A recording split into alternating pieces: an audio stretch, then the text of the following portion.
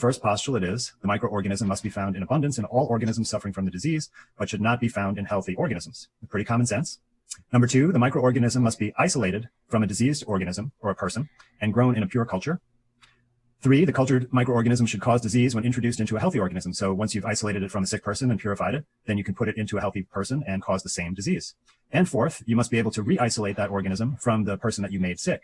And if you can do all these steps, you've proved pretty much conclusively that that microorganism or germ causes the disease. Right, let's stop the man there. But the critical test is that you can culture the pathogen, you can transfect another subject with it, and that subject gets ill, and then repeat the cycle. Okay, so this is science, right? It's up there with nature. What science says goes.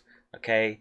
I mean, so in SARS-CoV-2 infected macaques, virus was excreted from the nose and throat in the absence of clinical signs and detected in type 1 and type 2 pneumocytes in foci of diffuse alveolar damage and in ciliated epithelial cells of nasal, bronchial, and bronchiolar mucosa. In SARS-CoV infection, lung lesions were typically more severe, while they were milder in MERS.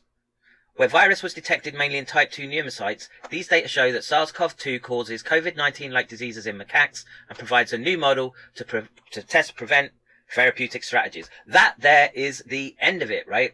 Previously emerging coronaviruses, we inoculated, right? That's what they're talking about there. They have to get the inoculation, right? So they have to culture it, okay?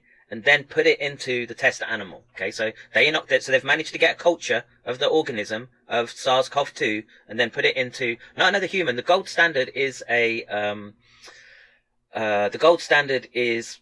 medical tests in monkeys. It's pretty clear to me. And whoever did that necropsy did a beautiful job, right? And where are we looking here? So let's just get two foci of pulmonary consolidation in the left lower lung lobe arrowheads, right? So you can see that the tissue looks darker, and that's usually an indication of disease when you're looking in these animals and or biological samples. And if I pulled that out of a monkey, I would notice that straight away. And so let's pull back out. Okay. B, area of pneumonia, HE bar indicates 0.5 centimeter. Oh, so that's these areas here, okay.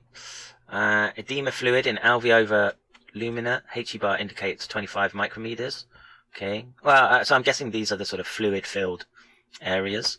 And let's go down. So D, neutrophils as well as erythrocytes, fibrin, and cell debris in an alveolar lumen flooded by edema fluid, and that's it. So I'm guessing this is the alveolar of the lung. This is the epithelial lining, and it's full of liquid and what did they say? Some white blood cells, erythrocytes, that's blood, fibrin, delcibris, and fluid. So I don't say anything about white cells, but it's filled with fluid. E, mononuclear cells, either type 2 pneumocytes or alveolar macrophages in an alveolar lumen flooded by edema fluid.